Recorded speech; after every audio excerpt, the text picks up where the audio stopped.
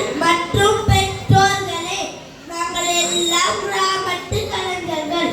அந்த காலத்துல மாலை நேரம் வந்தால் மக்கள் எல்லாம் தெருவில் கூடுவாங்க, ஆடுவாங்க, பாடுவாங்க, சிரிப்பாங்க.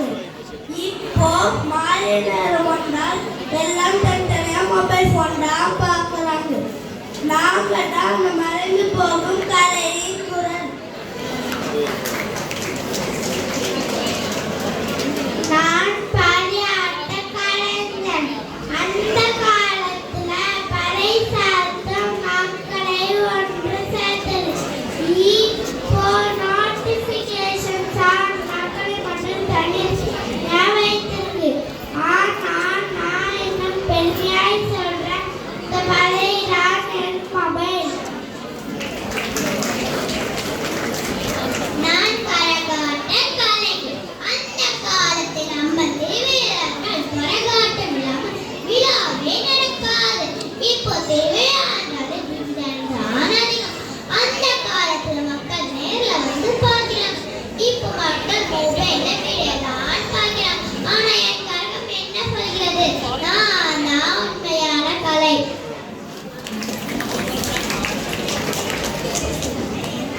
காவடி ஆட்ட கலைஞர். நான் காவடி ஆட்ட கலைஞர்.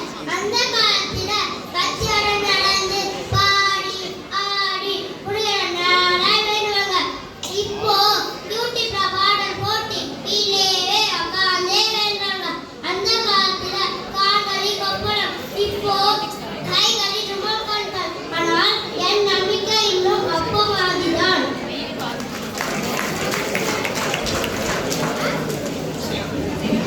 நான் தெருக்கூத்து கலைஞர். அந்த காலத்துல ராமாயணம், மகாபாரதம் தெருவிலை நாடகமா நடக்கும். இப்போ அதே கதைகள் டிவி சீரியலா வரும். அந்த காலத்துல முழு கிராமமும் ஒன்றா பார்த்தது. இப்போ ஒவ்வொருத்தவரும் தனி டிவில பார்க்கறாங்க.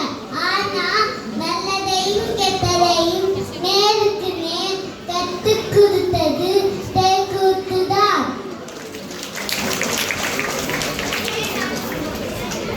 நான் நாட்டுப்புற பாடல் கலைஞர். அந்த காலத்துல வயல்ல உழைக்கும் போது மக்கள் பாட்டு பாடுவாங்க. ஆனா இப்போ இயர்போன் போட்டுக்கிட்டு தனித்தனியா பாட்டு கேட்கறாங்க.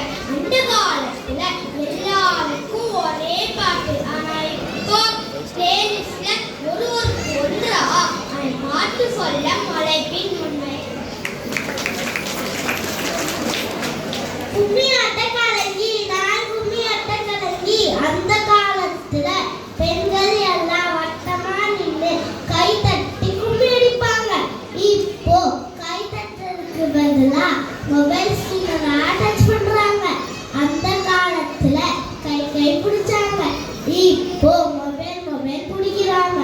ஆனா என் கும்மி இன்னும் சொல்ல ஒற்றுமை தான் நல்லது.